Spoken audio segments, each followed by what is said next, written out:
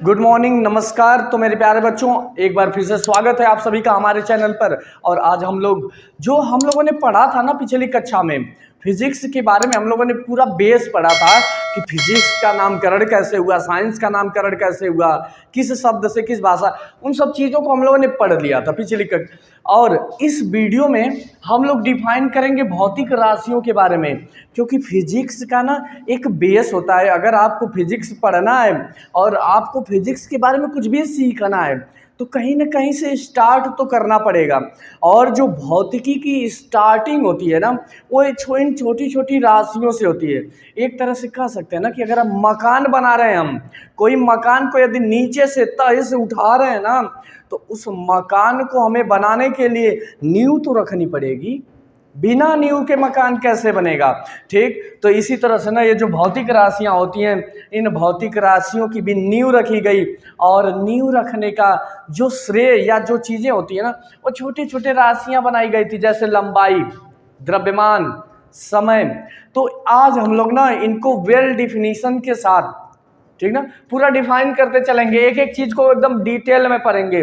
भौतिक राशियां क्या होती हैं, किसे कहते हैं, मात्रक क्या होते हैं, किसे कहते हैं, कौन कौन सी भौतिक राशि है, कितने टाइप्स की भौतिक राशि है, और भौतिक राशियों के टाइप्स है तो उन टाइप्स के अंतर्गत कैसे हैं, परिभाषा क्या है, ये सारी चीजें पढ़ेंगे। ठीक है ना? तो फटाफट एकदम कलम कापी लेकर तैयार हो जाइए और अब शुरू करते हैं भौतिक राशियों के बारे में। ठीक, सबसे पहले वे राशियां या भौतिकी को व्यक्त करने वाले कारक, क्या भौतिकी को व्यक्त करने वाले कारक भौतिक राशियां कहलाते हैं। अर्थात हम कह सकते हैं ना कि जो भौतिकी का बेस है, भौतिकी की मूलभूत संरचना इकाई क्या कहलाएगी? भौतिक राशियां, फिजिकल क्वांटिटी कहलाएगी। Physical quantity is the base of physics. ऐसे कह सकते हैं ना कि जो भौतिकी का मूल तत्व है उसे हम लोग कहते हैं भौतिक राशियां। तो अगर आपसे कभी पूछा जाए कि बताइए भौतिक राशियां किसे कहते हैं, तो आप वहां पे बताएंगे कि भौतिकी के मूल तत्वों को भौतिक राशियां कहा जाता है, या भौतिकी के कारक को हम लोग भौतिक राशियां कहते हैं। और भौतिक राशि जब पढ़ते हैं ना, तो इन राशियों को हम लोग किसी न किसी के पदों में व्यक्त करते हैं।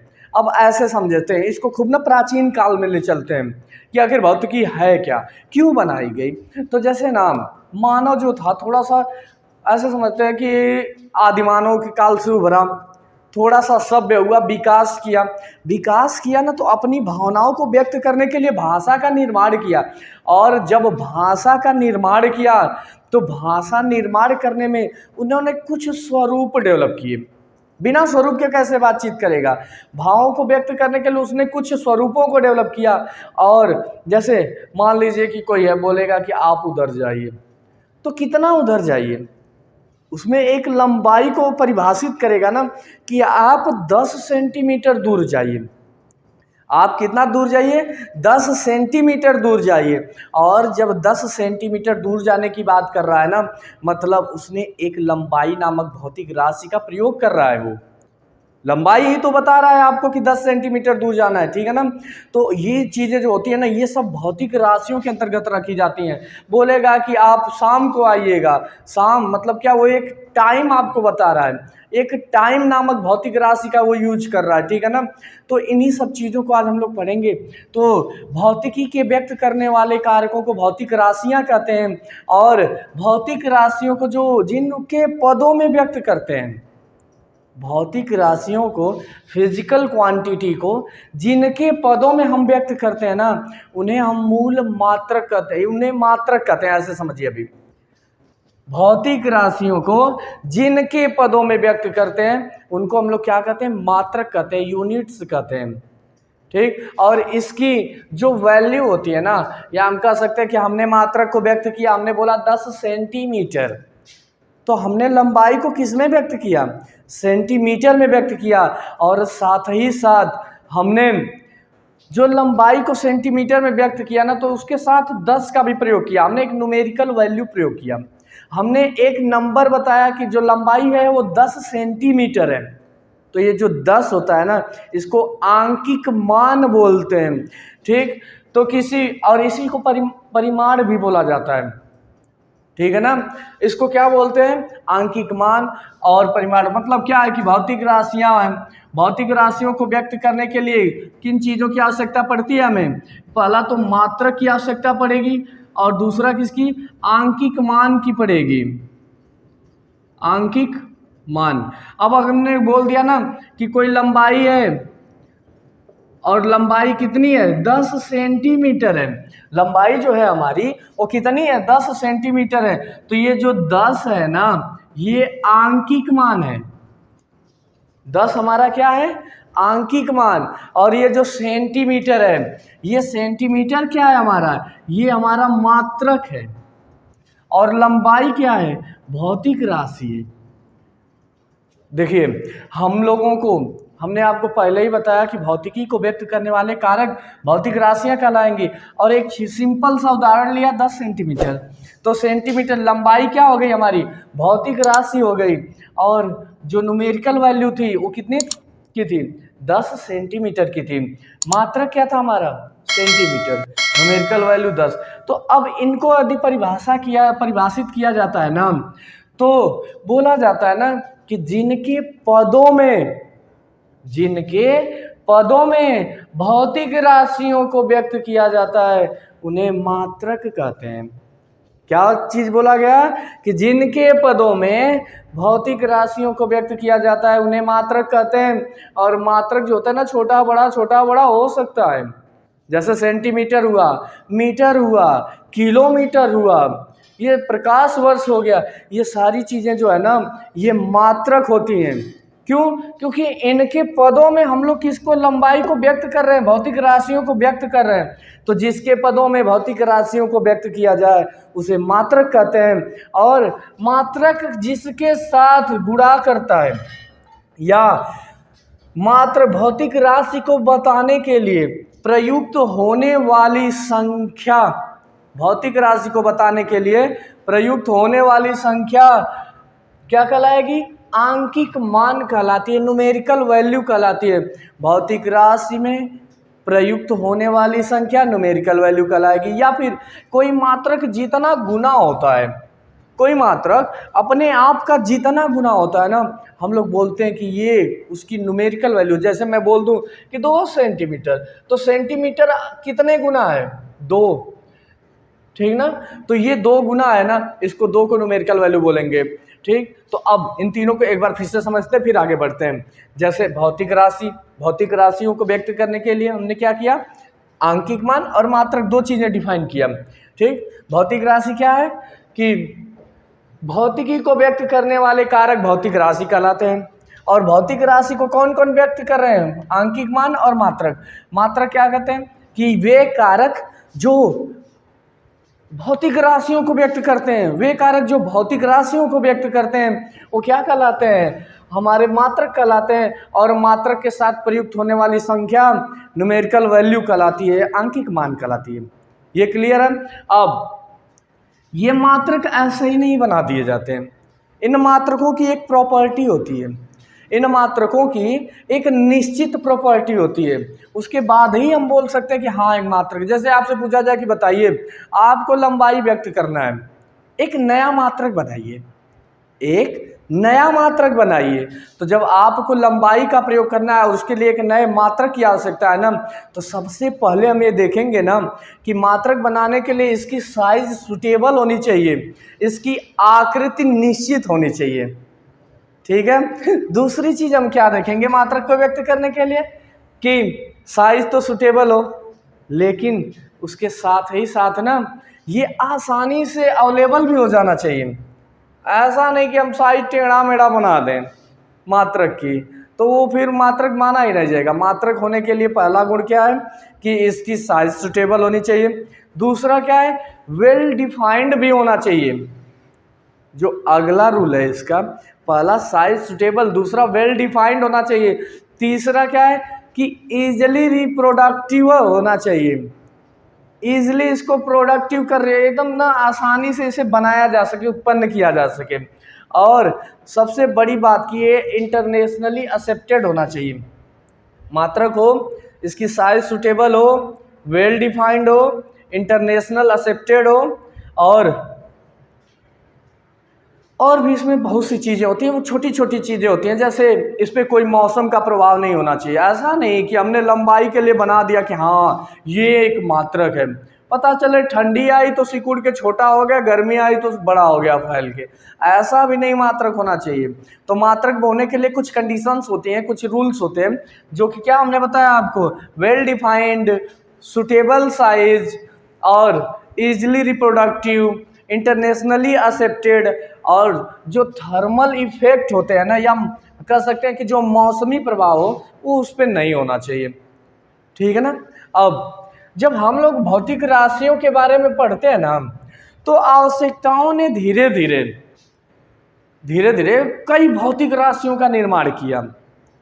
आवश्यकताएं, जैसे मान लीजिए कि मुझे समय बताना था, मुझे बताना है कि आप कुछ देर बाद आइए, तो जो देर बाद करना मैं कहूँगा 2 घंटे बाद आइए, तो 2 घंटे के रूप में मैं आपको एक समय दूंगा ना। तो मैंने एक समय नामक भौतिक राशि का प्रयोग किया। अगर कहूँ कि 10 सेंटीमीटर दूर जाइए, 20 सेंटीमीटर दूर जाइए, मैंने एक लंबाई नामक भौतिक राशि का प्रयोग किया। मैं बोलूँ कि आप 50 किलो के हो, 100 किलो के हो, 80 किलो के हो, तो मैंने एक द्रव्यमान नामक भौतिक राशि का प्रयोग किया। मैं बोलूं कि आज बहुत गर्मी थी, आज का टेम्परेचर बहुत ज़्यादा था, तो मैंने ताप नामक भौतिक राशि का प्रयोग किया। ठीक है। मैं बोल दूं कि लाइट कट गई है, विद्युत धारा ही नहीं है, तो हमने विद्युत धारा। तो ये सारी चीज़ें जो होती है ना, ये छोटी छोटी जो चीज़ें हैं, यही तो बेसिकली हमारी भौतिक राशियाँ हैं। तो हम लोगों ने जब बेस में देखा ना शुरुआत में, तो मुख्य रूप से 7 तरह से हम लोगों की राशियों को डेवलप किया गया। मुख्य रूप से जो राशियां डेवलप की गई वो टोटल 7 थी। तो इन राशियों को हम लोग पढ़ते हैं, ठीक है ना। और एक चीज और जान लीजिए कि जो आंकिक मान होता है ना, वो मात्रक का व्युत्क्रमानुपाती होता है। अर्थात ये समझिएगा ना कि जब हम कोई बड़ा मात्रक प्रयोग करते हैं ना, तो आंकिक मान की वैल्यू छोटी हो जाती है।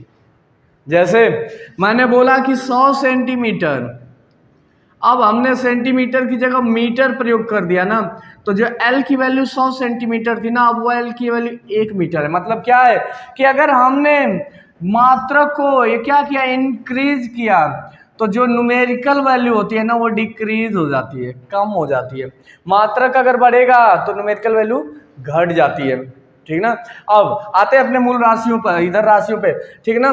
तो राशियां बनाई गई, कुछ राशियां बनाई गई, तो देखा गया ना कि मुख्य रूप से 7 ही आ रही हैं, और जो अन्य राशियां हैं वो इनके संयोग से बन रही हैं। मतलब 7 एकदम फ्री वाली हैं, और इसके बाद इनके संयोग से बन रही हैं। बाद में कुछ देर मतलब बहुत समय बीतने के बाद ये फिर पाया गया कि 2 राशियां छूट गई हैं, और जब 2 राशियां जो छूट गई थी ना, उनको बोला गया ये पूरक राशियां, कंप्लीमेंट्री क्वांटिटी हैं। ठीक ना। तो पूरक मतलब होता है ना कि पूर्ण करने वाली राशियां हैं। ठीक। तो अभी समझते हैं। तो भौतिक राशियों को बनाया गया, और भौतिक राशियों को 2 भागों में डिवाइड कर दिया गया। बोला गया कि पहले को रखते हैं मूल राशि, और दूसरे को रखते हैं व्युत्पन्न राशि। पहले को मूल राशि और दूसरे को व्युत्पन्न राशि। अब मूल राशि व्युत्पन्न राशि क्या है समझिए। मूल राशि का मतलब होता है कि वे राशियां जो किसी पर निर्भर नहीं होती हैं, स्वतंत्र होती हैं। ठीक। मतलब जिनको अन्य किसी राशि के पदों में व्यक्त नहीं किया जाता है। ठीक। ऐसी भौतिक राशियां जो स्वतंत्र होती हैं, जिन्हें व्यक्त करने के लिए किसी अन्य भौतिक राशि की सहायता नहीं ली जाती है, मूल राशियां कहलाती हैं। देखो इसमें याद क्या करना है कि इसे व्यक्त करने के लिए किसी की अन्य की आवश्यकता नहीं होती है, जबकि व्युत्पन्न राशि, अगर इसको ध्यान से देना तो व्यू प्लस उत्पन्न, व्युत्पन्न, व्यू मतलब होता है दूसरे से, उत्पन्न मतलब उत्पन्न होने वाला। ऐसी भौतिक राशियां जो दूसरे से उत्पन्न हो। अब यहाँ पे जो मूल राशियां थी ना, इनको टोटल 7 रूपों में बांटा गया, और व्युत्पन्न राशियों को अनकाउंटेड है, ये अनगिनत है। अब जो मूल राशियां हमारी 7 थी, तो इनके लिए मात्रकों की भी व्यवस्था की गई। राशि है तो मात्रक तो बनेगा, और बोला गया कि मूल राशि का जो मात्रक होगा ना, उसे हम मूल मात्रक कहेंगे। व्युत्पन्न राशि का जो मात्रक होगा उसे हम व्युत्पन्न मात्रक कहेंगे। ठीक। बाद में जो दो बनाई गई ना, जिनको हम लोगों ने नाम दिया था पूरक राशि, और पूरक राशियों के लिए बताया गया, पूरक राशि ना कोण और घन कोण आते हैं, कोण और घन कोण। तो पूरक राशि के लिए बोला गया कि इसके मात्रकों को पूरक मात्रक कहेंगे, ठीक है। तो भौतिक राशियां किसके पदों में व्यक्त हुई, अंकिक मान और मात्रक। और भौतिक राशियों को तोड़ा गया दो पार्ट में, मूल राशि और व्युत्पन्न राशि, ठीक। तो अब हम लोग थोड़ा सा मूल राशि के बारे में डिटेल में पढ़ते हैं, ठीक है ना। ये भौतिक राशि हमारा समाप्त हुई, और अब हम लोग जब मूल राशि के बारे में पढ़ते हैं तो समझिए, ऐसी राशि जिसे व्यक्त करने के लिए अन्य किसी भौतिक राशि की सहायता नहीं ली जाती है, मूल राशि कहलाती है। इनकी संख्या टोटल 7 होती है। मूल राशियाँ कितने प्रकार की होती हैं, 7 प्रकार की। ये हमेशा याद रखिएगा, मुख्य रूप से यही बेस है। ये जो 7 राशियाँ हैं ना, ये 7 राशियाँ मिल करके अनेक ऐसी राशियों का निर्माण करेंगी जो कि पूरे भौतिकी का बेस बनेंगी। भौतिकी अगर आपको सीखना है तो समझिए ये उसके अल्फाबेट्स हैं, ये क ख ग घ के तरह समझे, ठीक है ना। अब मूल राशियों में अगर हम लोग पहला पढ़े ना, तो पहला होता है लंबाई, दूसरा हमारा है द्रव्यमान, तीसरा होता है समय, चौथा हमारा ताप, पांचवा हमारा विद्युत धारा, छठवां हमारा ज्योति तीव्रता, और जो 7वां होती है ना पदार्थ की मात्रा। तो ये 7 राशियां देखिए, 7 हमने बोर्ड पे लिख दिया। पहला क्या है, लंबाई। और इन मूल राशियों के जो मात्रक होते हैं ना, इनको हम लोग बोलते हैं मूल मात्रक। और मूल मात्रकों में क्या हो गया, पहला लंबाई, लंबाई का मूल मात्रक होता है मीटर। द्रव्यमान, द्रव्यमान का होता है किलोग्राम। समय, समय का होता है सेकेंड। इन चीजों को आप नोट जरूर कर लेंगे और इसे याद भी कर लेंगे। ताप का होता है केल्विन, विद्युत धारा का एम्पियर, ज्योति तीव्रता का हमारा कैंडिला, पदार्थ की मात्रा का मोल होता है, ठीक है ना। ये हमारी 7 मूल राशियां और इनके 7 मूल मात्रक, ये बहुत जरूरी है आपको, और ये तो आपको याद करना एकदम कंपलसरी है, ठीक ना। लंबाई, द्रव्यमान, समय, ताप, विद्युत धारा, ज्योति तीव्रता, पदार्थ की मात्रा। लंबाई का मात्रक मीटर, द्रव्यमान का मात्रक किलोग्राम, समय का मात्रक सेकेंड, ताप का मात्रक केल्विन, विद्युत धारा का मात्रक एम्पियर, ज्योति तीव्रता का मात्रक कैंडिला, और पदार्थ की मात्रा का क्या है, मोल है, ठीक ना। ये 7 होते हैं। और अब इन्हीं 7 से मिला करके कई राशियां बनाई गई। जैसे हमने एक छोटा सा एग्जांपल देते हैं क्षेत्रफल के बारे में। क्षेत्रफल, क्षेत्रफल को क्या लिखेंगे, लंबाई गुणे चौड़ाई। इजिली अगर देखें, क्षेत्रफल क्या होता है, लंबाई गुणे चौड़ाई होता है, ठीक ना। और लंबाई, लंबाई का तो मात्रक मीटर होगा ही, लेकिन चौड़ाई का भी देखें तो क्या है, ये भी तो बेसिकली लंबाई है ना, ये भी तो मात्रक ही है। अब यहाँ पे एक चीज और देखना, ये भी हमारी लंबाई नामक भौतिक राशि है और ये भी एक तरह से लंबाई ही है, ठीक ना। तो क्षेत्रफल किसके मिलने से बन रहा है, ये भी लंबाई है और ये भी लंबाई का ही एक टुकड़ा है। तो दो लंबाई के 2 बार मिलने से क्षेत्रफल बन रहा है, लंबाई के 2 बार मिलने से क्षेत्रफल बन रहा है। तो जब इनके मिलने से ये बन रहा है ना, तो इसको हम लोग बोलेंगे कि ये व्युत्पन्न राशि है।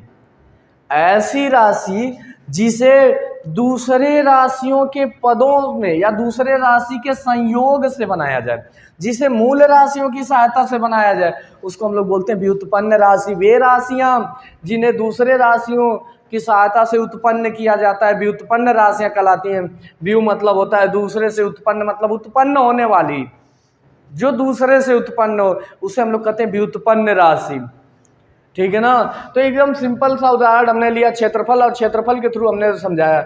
जैसे मैं अगर एक और उदाहरण ले लेते हैं, बहुत इजी है। चाल, चाल बराबर क्या होता है, दूरी बटा समय। अब दूरी क्या है, एक लंबाई है, समय क्या है, समय ही रहने देते हैं। तो यहाँ पे देखो जो चाल है ना वो लंबाई और समय के या अनुपात से बन रही है। जो चाल है हमारी वो लंबाई और समय के अनुपात से बन रही है ना। तो बोलेंगे कि अगर चाल नामक भौतिक राशि बनानी है तो आपको लंबाई और समय दोनों होनी चाहिए, अर्थात इन दोनों के संयोग से ही ये बनती है। तो जब इन दोनों के संयोग से बनती है ना तो ये फिर हमारी चाल भी एक व्युत्पन्न राशि हो जाती है। क्लियर है?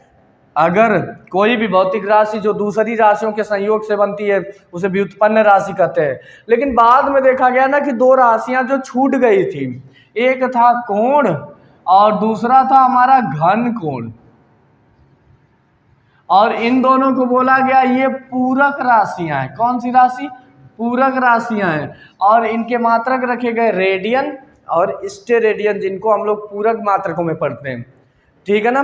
तो ये थी हमारी भौतिक राशियां जिनके बारे में हम लोगों ने पढ़ा। कौन कौन सी?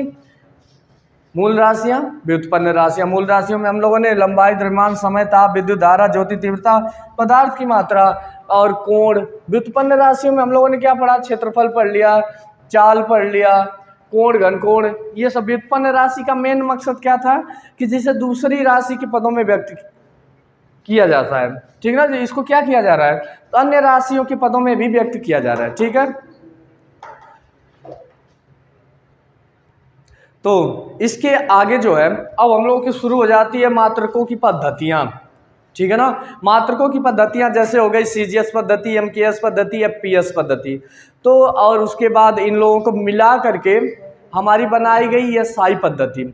तो अब हम लोग नाम इन पद्धतियों के बारे में अगली वीडियो में और डिटेल में पढ़ेंगे, क्योंकि पद्धतियां जो बनाई गई थी ना ये भी एक कहानी की तरह ही है। जैसे हमारे यहाँ भी बहुत सी पद्धतियां चलती थी जो कि विलुप्त हो गए। जैसे हम लोग अब सिंपल सा समझो, थोड़ा सा इसके बारे में बताते हैं। क्या हम लोग जो पहले था रुपया जो वर्ड है हम लोग इसको क्या आना में मापते थे, समय को हम लोग पहर में मापते थे कि 2 पहर हो गया, 3 पहर बीत गया। ठीक है ना। तो ये समय के लिए हम लोग क्या यूज कर रहे हैं? पहर यूज कर रहे हैं। रुपए के लिए हम लोग क्या आना माप रहे हैं। ठीक, ये सारी चीज़ें थी ना, तो बहुत सी पद्धतियां थी, लेकिन जो हम कह सकते हैं ना कि मुख्य रूप से जो डेवलप हुई वो सीजीएस, एमकेएस, एफपीएस यही पद्धतियां डेवलप हुई। और फिर इन्हीं लोगों से मिला एमकेएस पद्धति थी ना, इसी को कन्वर्ट किया गया बाद में एसआई पद्धति में। तो इन सब चीज़ों के बारे में हम लोग अगली वीडियो में पढ़ेंगे। तो आज के लिए बस इतना है। ठीक है।